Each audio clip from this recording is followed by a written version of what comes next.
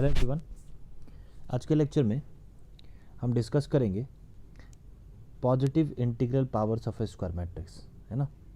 देखिए एक्चुअली क्या होता है, अगर कोई भी आप स्क्वायर मैट्रिक्स लें एंड लेट्स से उसके पावर में आपने कोई एक पॉजिटिव इंटीजर रख दिया, लेट्स से इट इज़ 3, तो ए क्यूब का मतलब क्या है basically, it is simply A into A, है ना। तो नॉर्मली जैसा आप रियल नंबर्स के साथ करते हैं सेम वही चीज़ आपको यहाँ पे मैट्रिसेस के केस में भी करना है। इनफैक्ट जो एक्सपोनेंट की प्रॉपर्टीज़ हमने पढ़ी हैं, like A to the power m into A to the power n, it can be written as A to the power m plus n। यानी आप देख सकते हैं एक्सपोनेंट की प्रॉपर्टीज़ भी यहाँ पे ठीक उसी तरीके से वर्क कर रही जैसा आप अभी तक करते आ रहे हैं, है ना। ए यहाँ पे एक स्क्वायर मैट्रिक्स है, ये बात मत भूलिएगा, A must be A square matrix, क्योंकि देखो अगर ए स्क्वायर मैट्रिक्स नहीं होगा तो फिर ए क्यूब ए स्क्वायर इसका कोई मतलब ही नहीं होगा। क्योंकि आप देखिए ना, अगर आप एक मैट्रिक्स लेते हैं ऑफ ऑर्डर 3x2, अब ये तो स्क्वायर मैट्रिक्स है नहीं, अब अगर आप इसको खुद के साथ मल्टीप्लाई करेंगे, मतलब आपने मैट्रिक्स ए को मैट्रिक्स ए से ही मल्टीप्लाई किया है ना, ए स्क्वायर फाइंड आउट करने के लिए, तो क्या ये मल्टीप्लिकेशन फिजिबल होगा? द आंसर इज नो, क्योंकि यहाँ पे देखिए प्री फैक्टर और पोस्ट फैक्टर दोनों ही ए है। प्री फैक्टर में नंबर ऑफ कॉलम्स 2 के इक्वल है, जबकि पोस्ट फैक्टर में नंबर ऑफ रोज 3 के इक्वल है। और आपको पता है कि मैट्रिक्स मल्टीप्लिकेशन के लिए इन दोनों का इक्वल होना जरूरी है। तो यहाँ से आप क्लियरली देख सकते हैं कि ए स्क्वायर ए क्यूब ये जो टर्म्स हैं इनको डिफाइन होने के लिए डेफिनेटली ए को एक स्क्वायर मैट्रिक्स होना पड़ेगा, है ना। एंड मोर ओवर आप यहाँ पे देख सकते हैं एक्सपोनेंट के जो भी लाइक प्रॉपर्टीज़ होती हैं एक्सपोनेंट की, वो यहाँ पे मैट्रिसेस के केस में भी वेल एप्लीकेबल है। इनफैक्ट अगर आपको कुछ ऐसा दिखाई दे A power m whole to the power n, तो इसको आप सिंपली क्या लिख सकते हैं, A to the power mn लिख सकते हैं, ठीक है। तो this is positive integral powers of a square matrix, ठीक है क्या। अब देखिए यहाँ पे एक और चीज़ आती है, लेट अस से आपके पास ऐसा कुछ एक्सप्रेशन आता है A plus B the whole square, ठीक है। अब देखो नॉर्मली जब हम रियल नंबर्स की बात करते हैं तो ए प्लस बी का whole square we can write it as A square plus 2ab plus B square, लेकिन यहाँ पे A and B are 2 square matrices, तो क्या इसको हम A square plus 2ab plus B square के फॉर्म में लिख सकते हैं? See the answer is yes, लिख तो सकते हैं, but you need a condition for that. ऐसा लिखने के लिए आपको एक कंडीशन रिक्वायर्ड होगा। इसके पीछे रीज़न क्या है इसको समझिएगा। जैसे अगर मैं ए प्लस बी के होल स्क्वायर को इस तरीके से इंटरप्रेट करूँ, A plus B into A plus B, and then by distributive property, अगर मैंने डिस्ट्रीब्यूटिव प्रॉपर्टी से इसको मल्टीप्लाई किया, तो सबसे पहले ए को मल्टीप्लाई करेंगे इन दोनों के साथ, तो I will be getting A square plus A B. Then अब b को a प्लस बी के साथ डिस्ट्रीब्यूट करेंगे, तो मुझे मिल जाता है b into A B A plus B into B B square, ठीक है। तो a plus B the whole square is coming out to be A square plus A B plus B A plus B square. अब देखो यहाँ पे ए B और B ए ये हर बार equal हो ऐसा तो ज़रूरी नहीं है, क्योंकि आपने मैट्रिक्स मल्टीप्लिकेशन में क्या पढ़ा है, that matrix multiplication is not necessarily commutative. हो भी सकता है लेकिन हमेशा हो ऐसा ज़रूरी नहीं है। तो इसका मतलब क्या है कि अगर ए बी और बी ए इक्वल हुआ, then I can say A plus B the whole square can be written as this. अगर ए बी और बी ए इक्वल हुआ, मतलब अगर यहाँ पे ए और बी का मल्टीप्लिकेशन कॉम्यूटेटिव हुआ, तो उस केस में आप A plus B the whole square को इस तरीके से लिख सकते हैं। In fact not only A plus B the whole square, algebra के अंदर आपने जितने भी फार्मूलाज पढ़े हैं वो सारे फार्मूलाज आप यहाँ मैट्रिसेस में अप्लाई कर सकते हैं अगर ये कंडीशन गिवन हो। लाइक इन जनरल मैं ऐसा बोल सकता हूँ A plus B power n, where n is a positive integer, है ना। n यहाँ पे क्या होगा, n यहाँ पे एक पॉजिटिव इंटीजर है,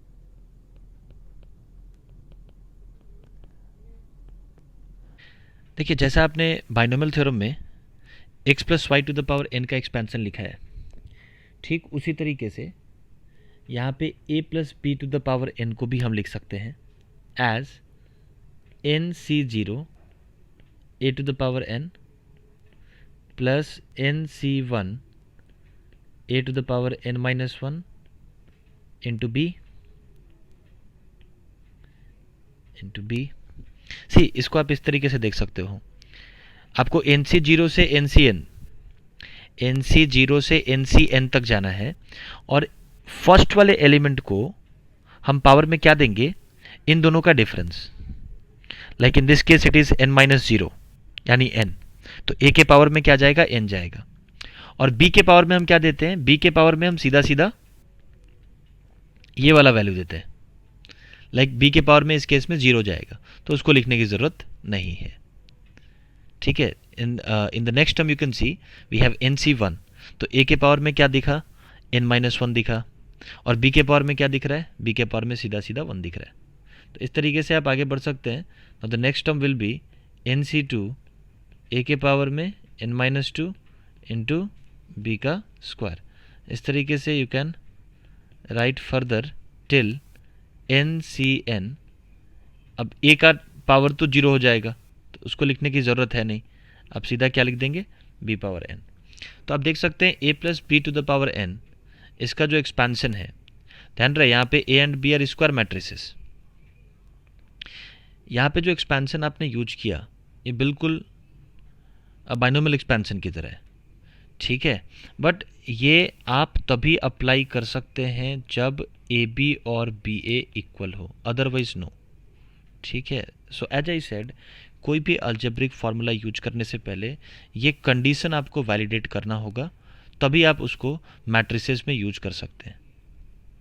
अब देखो यहाँ पे एक इम्पॉर्टेंट कंक्लूजन ये भी हो सकता है कि अगर आपके पास ऐसा कोई एक्सपेंशन हो i plus A to the power n, तो देखिए इस केस में आपके पास जो मैट्रिसेस हैं, there is i and the other matrix is a, ठीक है। तो देखो i और a ये ऐसा पेयर है जो हमेशा कॉम्यूटेटिव होता है। आपको पता होगा that a into I and i into a, they are always equal and equals to what, equals to a। Clear है क्या? तो ये एक ऐसा पेयर है जो हमेशा कॉम्यूटेटिव होता है। तो i plus A to the power n, इसके एक्सपेंशन के लिए हम ऊपर वाला फॉर्मूला तो यूज कर ही सकते हैं। कॉम्यूटेटिव पेयर्स के लिए हम ये फॉर्मूले को यूज कर सकते हैं। तो I can write this as nc0 into I to the power n into A to the power 0, उसको लिखने की ज़रूरत नहीं है, plus nc1 I to the power n minus 1 into A plus nc2 I to the power n minus 2 into A square and so on till ncn I to the power 0 हो जाएगा और A to the power n हो जाएगा, ठीक है। So i plus A to the power n can be written like this. अब देखो यहाँ पे एक छोटा सा काम और कर सकते हैं आप।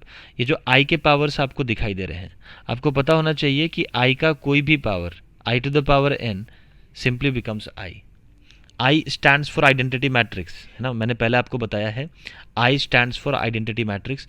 तो आइडेंटिटी मैट्रिक्स के पावर में अगर आप कोई भी पॉजिटिव इंटीजर रखते हैं, ठीक है, i का स्क्वायर हो, i का क्यूब हो, i का पावर 10 हो, ये सब i के इक्वल बनता है, ठीक है। तो आप सिंपली इसको ऐसे भी लिख सकते हैं nc0 i to the power n can be written as i plus ये क्या हो जाएगा nc1 i to the power n minus 1, ये भी i के इक्वल हो जाएगा, and i into a it is same as a, clear.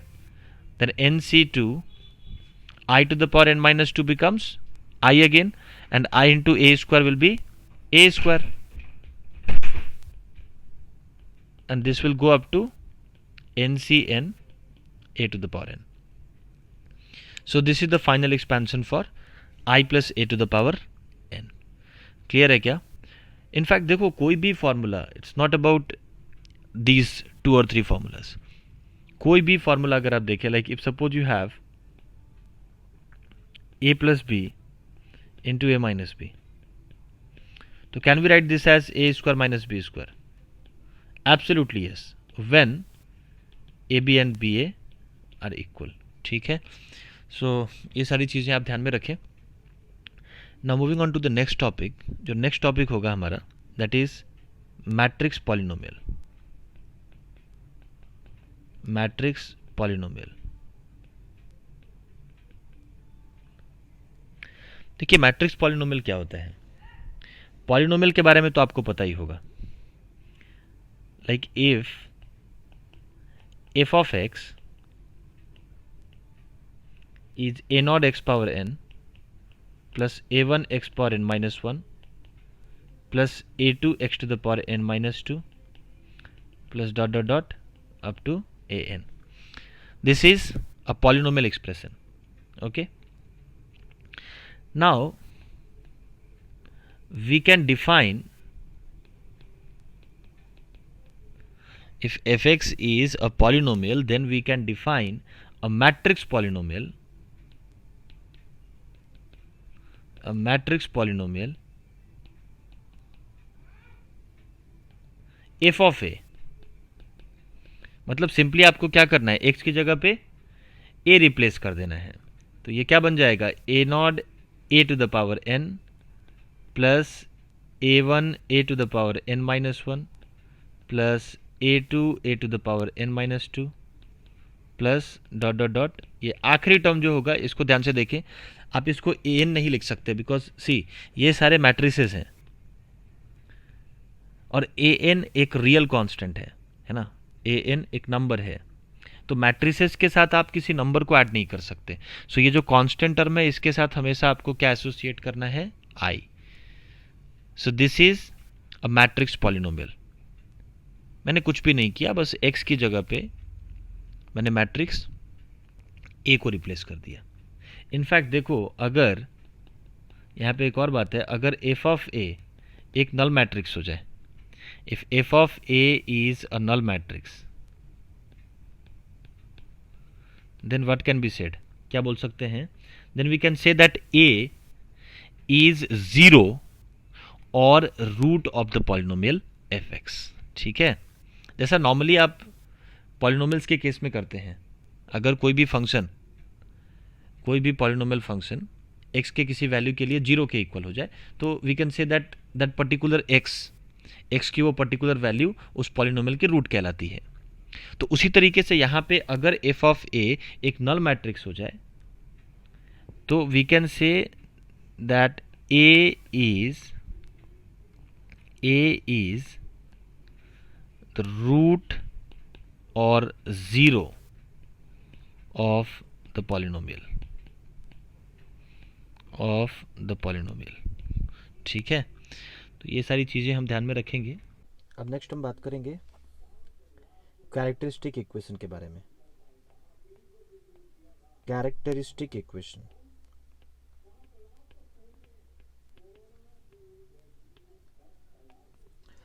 देखिए कैरेक्टरिस्टिक इक्वेशन क्या होता है, इसको हम इस तरीके से समझ सकते हैं. For every square matrix A, for every square matrix A of order n, मान लेते हैं हमारे पास एक मैट्रिक्स है, स्क्वायर मैट्रिक्स जिसका ऑर्डर n है. We can define something like this, a minus lambda I का डिटर्मिनेंट. यहाँ पे i क्या है, i एक आइडेंटिटी मैट्रिक्स है ऑफ द सेम ऑर्डर. जिस ऑर्डर का मैट्रिक्स a होगा उसी ऑर्डर का आइडेंटिटी मैट्रिक्स भी आपको लेना है. सो a माइनस लेमडा आई का डिटर्मिनेंट, ये जो आपको मिलेगा ये डेफिनेटली लेमडा का एक फंक्शन होगा. इनफैक्ट आई कैन से it is polynomial of degree n. ये जो टर्म है a माइनस लेमडा आई का डिटर्मिनेंट, ये क्या मिलेगा, basically it is a polynomial expression in lambda of degree n. यहाँ पे आप ऑब्जर्व कर सकते हैं स्क्वायर मैट्रिक्स ए का ऑर्डर भी n था और ये जो आपको पॉलिनोमियल मिला इसकी डिग्री भी n के इक्वल होगी. ठीक है, और इसी पॉलिनोमियल को हम नाम देते हैं कैरेक्टरिस्टिक पॉलिनोमियल का। इसको हम क्या बोलते हैं? कैरेक्टरिस्टिक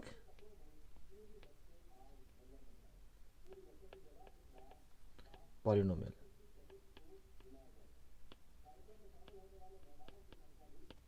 अब देखिए, अगर ये कैरेक्टरिस्टिक पॉलिनोमियल 0 से इक्वेट कर दिया जाए तो ये अपना क्या बन जाता है? Characteristic equation.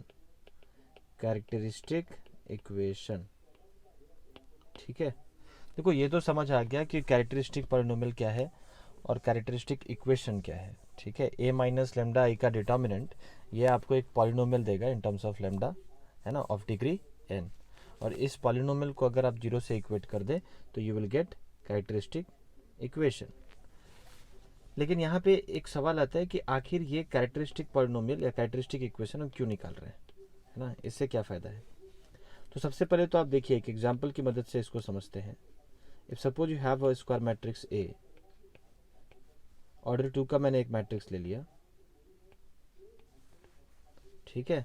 अब अगर मैं कैरेक्टरिस्टिक पॉलिनोमियल फाइंड आउट करूं, यानी determinant of a minus lambda आई, देखिए यहाँ पे i जो होगा वो डेफिनेटली एक आइडेंटिटी मैट्रिक्स होगा ऑफ ऑर्डर 2। जो a का ऑर्डर है उसी ऑर्डर का आइडेंटिटी मैट्रिक्स भी आपको लेना है।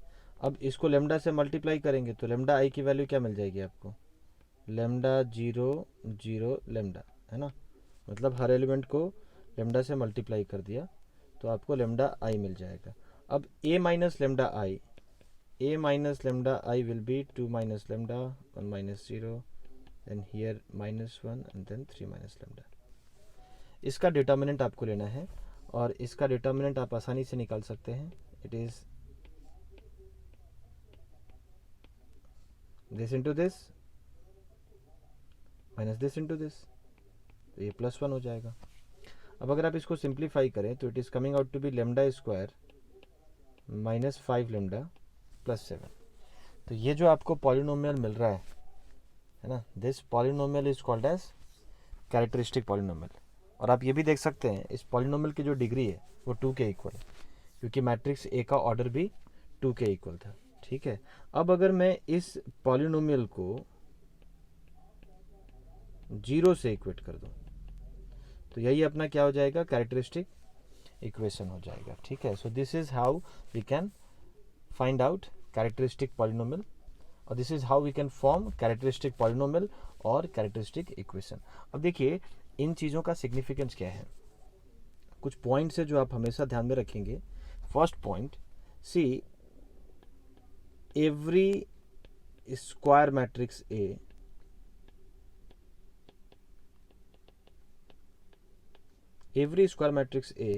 is a root of its characteristic polynomial. Its characteristic polynomial.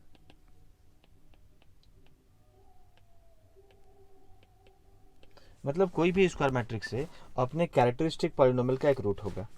Root का मतलब क्या है? ऐसे देखो, इस केस में ये आपका कैरेक्टरिस्टिक पॉलिनोमियल था।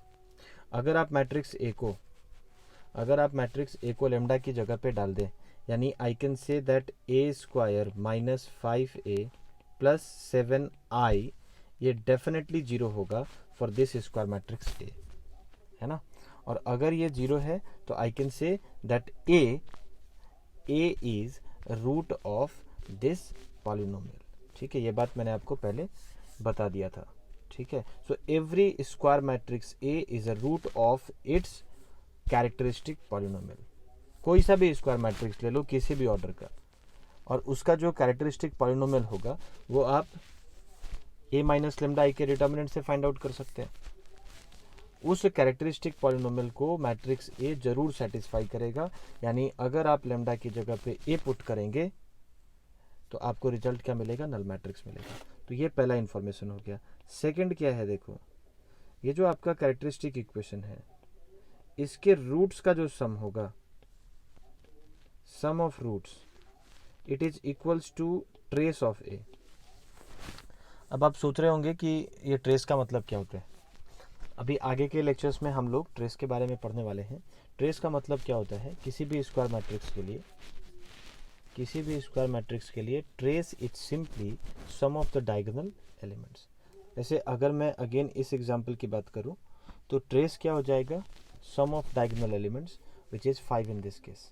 और आप देख सकते हैं अगर आप इस कैरेक्टरिस्टिक इक्वेशन में रूट्स का सम निकालें, क्वाड्रेटिक इक्वेशन है, तो डेफिनेटली आपके पास दो रूट्स आएंगे, लेमडा 1 एंड लेमडा 2।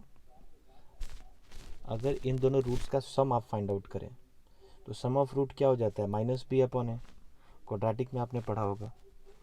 तो यहाँ पे सम ऑफ रूट आपको क्या मिल रहा है, 5 के इक्वल ही मिल रहा है, और ट्रेस की वैल्यू भी 5 ही दिखाई दे रही है। ठीक है, सो ये आप एक जनरल रिजल्ट याद रख सकते हैं, कैरेक्टरिस्टिक इक्वेशन के रूट्स का सम ट्रेस ऑफ ए के इक्वल होता है, यानी मैट्रिक्स ए के डायगोनल एलिमेंट्स के सम के इक्वल होता है। ठीक है, उसके बाद जो नेक्स्ट इन्फॉर्मेशन है ये प्रोडक्ट ऑफ रूट से मिलता है। अगर कैरेक्टरिस्टिक इक्वेशन के रूट्स का प्रोडक्ट आप निकालें तो ये सिंपली डिटर्मिनेंट ए के इक्वल होगा। ठीक है, जैसे यहाँ पे आप देख सकते हैं इस मैट्रिक्स का, स्क्वायर मैट्रिक्स ए का डिटर्मिनेंट क्या होगा, आप देख के बता सकते हो। 2 × 3 6 minus this into this, that is -1, so 6 minus -1 it is coming out to be 7। अब अगर मैं कैरेक्टरिस्टिक इक्वेशन के रूट्स के प्रोडक्ट की बात करूं तो रूट्स का प्रोडक्ट क्या हो जाएगा, क्वाड्रेटिक के केस में प्रोडक्ट ऑफ रूट होता है c/a, so it is coming out to be 7 in this case. ठीक है क्या, इस क्वाड्रेटिक का ये जो क्वाड्रेटिक इक्वेशन है यही तो अपना कैरेक्टरिस्टिक इक्वेशन है। इस क्वाड्रेटिक के रूट्स का जो प्रोडक्ट आएगा दैट इज 7, और डिटर्मिनेंट की वैल्यू भी आपको 7 के इक्वल मिल रही है। तो ये किसी भी स्क्वायर मैट्रिक्स के लिए जो किसी भी ऑर्डर का हो, ये बातें आप उनके लिए कह सकते हैं। ठीक है, एंड देन फाइनली एक और बात आप यहाँ पे याद रख सकते हैं, roots of the characteristic equation, roots of characteristic equation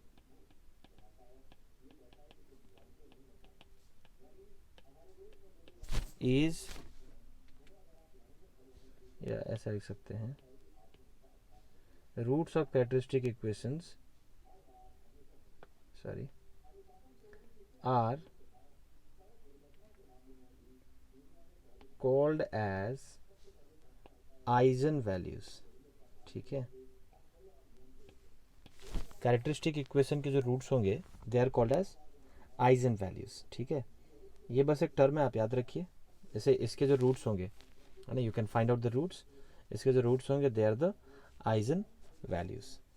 अब देखिए यहाँ पे मैं एक क्वेश्चन करा रहा हूँ आपको। Suppose there is a matrix A, order 3 का एक मैट्रिक्स है, 1 2 3 4 5 7 2 3 and alpha. This is a matrix A, and then fx is defined as x cube minus 8x square plus beta x plus lambda. उसके बाद given है if A satisfies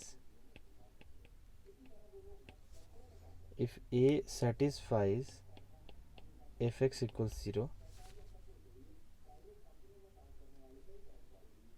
then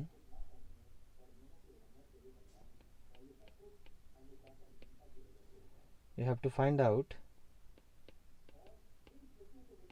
alpha and lambda. Alpha और lambda की alpha और gamma की value आपको find out करनी है। ठीक है, देखिए यहाँ पे ये जो स्टेटमेंट है matrix A satisfies F x equals 0, इसका मतलब है ये बेसिकली कैरेक्टरिस्टिक पॉलिनोमियल होगा, है ना, तभी तो मैट्रिक्स ए इस पॉलिनोमियल को सेटिस्फाई कर रहा है। एक और चीज़ आप देख सकते हैं, ये ऑर्डर 3 है, ये मैट्रिक्स ऑर्डर 3 का है, तो पॉलिनोमियल भी आपको डिग्री 3 का ही गिवन है। ठीक है, अगर मैट्रिक्स ए इसको सेटिस्फाई करता है इस इक्वेशन को, इसका मतलब है कि ये इसका कैरेक्टरिस्टिक पॉलिनोमियल है। ठीक है, और ये इसका कैरेक्टरिस्टिक इक्वेशन है। अब देखिए यहाँ पे सबसे पहले अल्फ़ा फाइंड आउट करने के लिए अगर मैं ये इक्वेशन लिख दूँ इस तरीके से, x cube minus 8x square plus beta x plus gamma equal 0, इस इक्वेशन के जो रूट्स होंगे उनका जो सम होगा, sum of roots I can say क्या हो जाएगा, माइनस बी बाई ए, यानी 8 के इक्वल हो जाएगा। अब देखिए जैसा कि आपको पता है कि रूट्स का सम ट्रेस ऑफ ए के इक्वल होता है, तो यहाँ पे अगर आप ट्रेस ऑफ ए की बात करें यानी सम ऑफ डायगोनल एलिमेंट्स, तो that is coming out to be alpha plus 6। तो I can say that alpha plus 6 must be equals to 8, this implies alpha is equals to 2। ठीक है क्या, ये एक बात हो गई। सेकेंडली अगर आप गामा की बात करें तो देखिए अगर इस इक्वेशन में प्रोडक्ट ऑफ रूट्स की बात की जाए, प्रोडक्ट ऑफ रूट्स, तो प्रोडक्ट ऑफ रूट क्या हो जाएगा, माइनस गामा के इक्वल हो जाएगा। ठीक है, sum of root minus B by A, फिर sum of roots taken 2 at a time वो हो जाएगा C by A, and then product of roots हो जाएगा minus D by A. So product of root is coming out to be minus gamma, और ये definitely determinant ए के equal होगा। अब डिटर्मिनेंट ए की वैल्यू तो आप निकाल ही सकते हैं, डिटर्मिनेंट ए की वैल्यू क्या हो जाएगी, 1 2 3 4 5 7 2 3, अल्फा की जगह पे यू कैन सिंपली राइट 2। तो यहाँ पे अगर आप इसका डिटर्मिनेंट फाइंड आउट करें तो ये डिटर्मिनेंट 7 के इक्वल आ जाएगा, विच इम्प्लाइज दैट गामा की वैल्यू -7 के इक्वल हो जाएगी। So in this way we can use these above results है ना टू सॉल्व दिस क्वेश्चन। ठीक है, आई होप ये सारी बातें आप समझ गए होंगे। आज के लेक्चर में इतना ही रखते हैं। Thank you very much.